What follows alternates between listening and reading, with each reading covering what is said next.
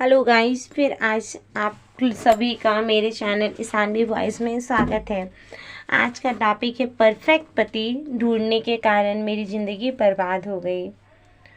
बहुत इंटरेस्टिंग कहानी है, इसे पूरा सुनिए। मेरा नाम मीना है, मैं 27 वर्ष की लड़की हूँ, लेकिन मुझे अरेंज से ज़्यादा लव मैरिज पसंद है।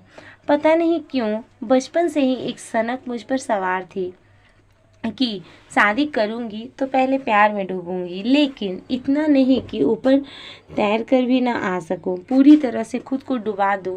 इतनी बेवकूफ़ तो मैं थी नहीं। खूब देख समझ कर प्यार करूंगी, फिर उसमें थोड़ी डुबकी लगाऊंगी और फिर अगर वो मेरे लिए परफेक्ट हुआ तो ही मैं शादी करूंगी। मेरी इस जिद को घर ने सबने सनक का नाम दे दिया। आज मैं बहुत ज़िद्दी लड़की हूँ। आपको अगर मेरी कहानी सुनना पसंद है तो वीडियो को लाइक कीजिए, और चैनल में नए आए हैं तो चैनल को सब्सक्राइब करना ना भूलें, क्योंकि सब्सक्राइब करने का कोई पैसा आपको नहीं देना पड़ता है दोस्तों। और मुझे पूरा सपोर्ट कीजिए, आज तक जितना सपोर्ट करते आए हैं प्लीज़ मुझे और सपोर्ट कीजिए।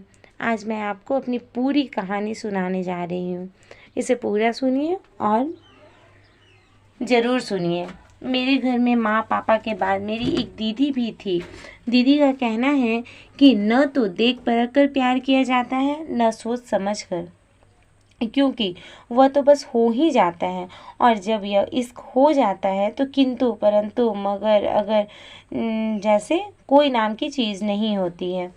प्यार में इंसान अपने सूझ बूझ को खो देता है और इंसान की कमियों भी उसका गुण लगने लगती हैं। वो ऐसा इसलिए मानती है क्योंकि उन्होंने जिससे प्रेम किया उससे तुरंत शादी भी कर ली, और अब अपने पल्लू में पति को बांध इतराती हुई घूमती रहती है। उनके हिसाब से तो वह बहुत खुश है, लेकिन मैं ऐसा नहीं मानती। मैं जीजा जी को परफेक्ट होने की श्रेणी में कभी नहीं रख सकती, क्योंकि वो अजीब ढंग से बोलते और चलते हैं, हाथ झुलाते रहते हैं और दीदी के पीछे पीछे घूमते रहते हैं।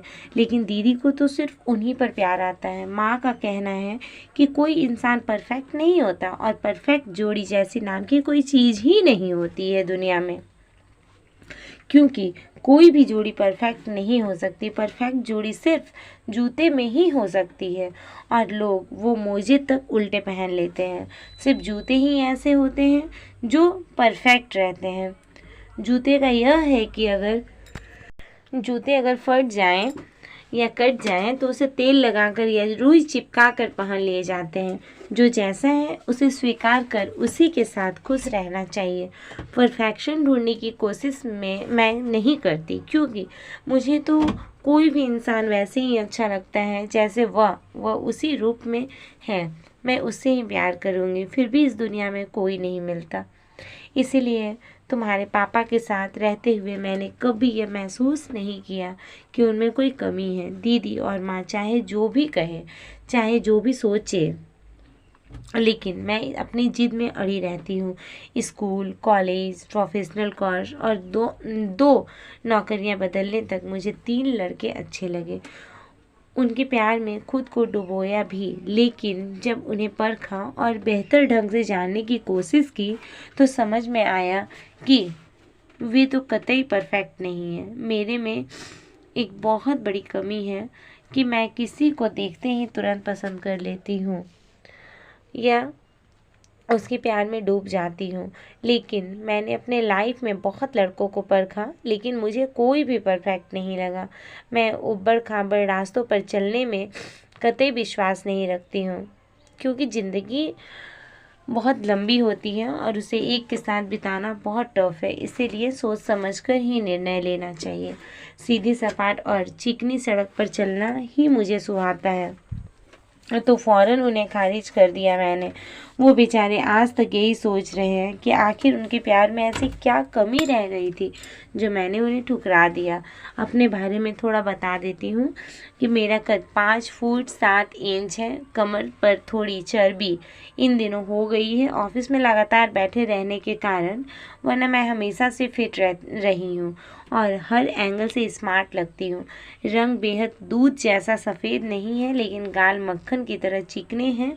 अच्छी नौकरी करती हूँ, हालांकि अगर ऑफिस का माहौल पसंद न आए तो पल भर में नहीं लगाती हूँ नौकरी छोड़ने में, तुरंत छोड़ देती हूँ नौकरी। इंटीरियर डिज़ाइनर का कोर्स किया है, लेकिन इस क्षेत्र में मकाम हासिल करने के लिए इतना ही काफ़ी नहीं है। मेरे ख्वाब बहुत ऊंचे ऊंचे हैं, इसलिए तरक्की के रास्ते तलाश करती रहती हूँ।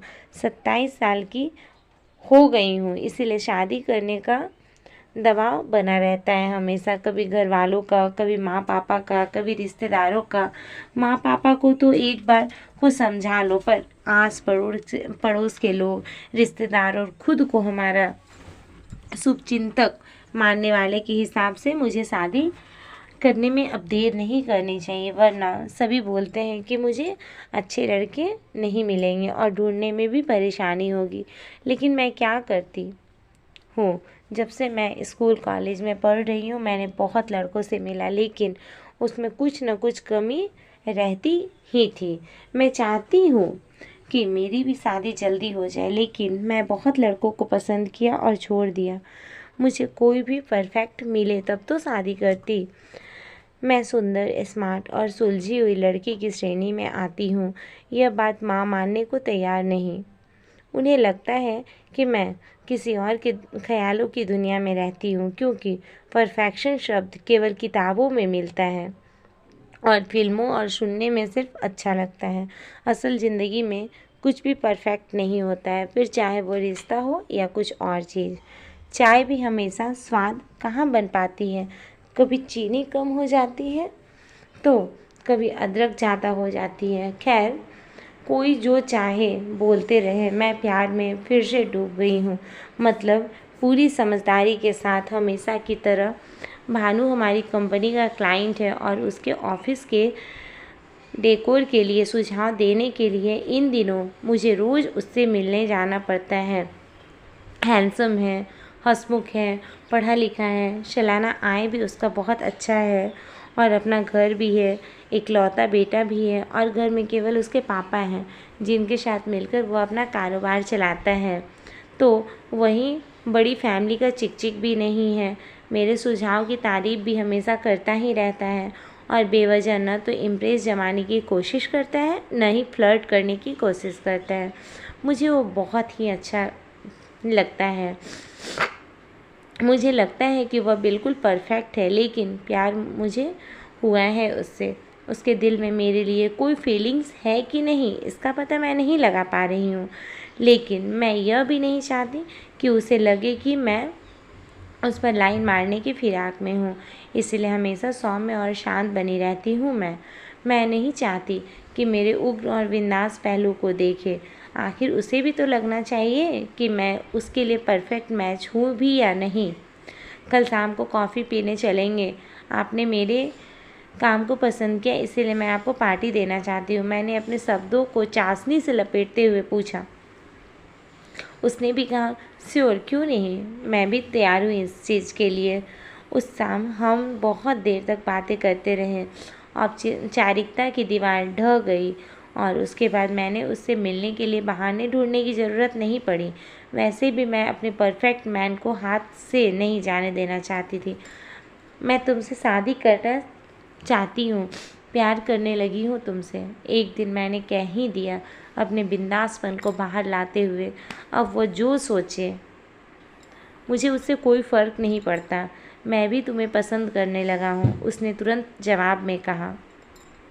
प्यार करता हूँ कि नहीं अभी नहीं कह सकता, शादी के बारे में सोच सकते हैं, लेकिन पहले एक बात जानना ज़रूरी है तुम्हारे लिए।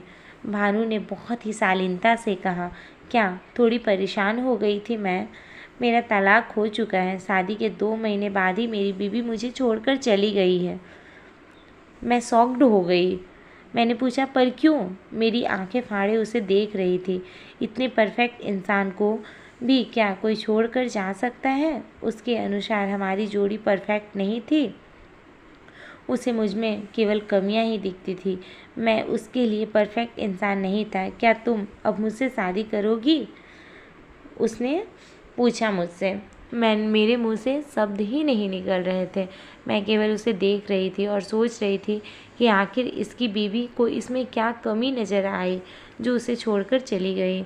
मुझे चुप देख भानु यह सोचकर चला गया कि शायद मुझे उसके पहले से विवाहित होने पर आपत्ति है, और मैं सोच रही थी कि आखिर यह परफेक्ट नहीं है तो फिर मैं किसके साथ परफेक्ट जोड़ी बनाऊंगी अपनी। आखिरकार मैं भानु की सच्चाई जानकर भी उसे अपने पति के रूप में स्वीकार कर लिया, क्योंकि मैं जानती थी कि दुनिया में कोई भी परफेक्ट इंसान नहीं है। हर कोई किसी न किसी रूप में कमी ही रहती है। क्योंकि मैं भी बहुत को परफेक्ट बनाने की कोशिश की, लेकिन मुझे ऐसा कोई लड़का नहीं मिला। मैंने तो 2 को छोड़ दिया, तब जाकर कहीं तीसरा मुझे कुछ परफेक्ट और समझदार लड़का मिला। मैं इसे भी कैसे छोड़ सकती थी। आज हम अपनी दुनिया में बहुत खुश हैं और अपनी ज़िंदगी में आगे बढ़ रहे हैं। यह स्टोरी अगर आपको थोड़ी सी भी अच्छी लगी हो तो वीडियो को लाइक कीजिए और हमें बताइए कि आपको किस टाइप की स्टोरी सुनना पसंद है, और मेरे चैनल को सब्सक्राइब कीजिए ताकि मेरा सारा अपलोड किया हुआ वीडियो सबसे पहले आप तक पहुंचे। और आप भी ये बात समझ जाइए कि दुनिया में कोई भी परफेक्ट इंसान नहीं होता है, सब में कुछ ना कुछ कमी होती ही है। धन्यवाद दोस्तों।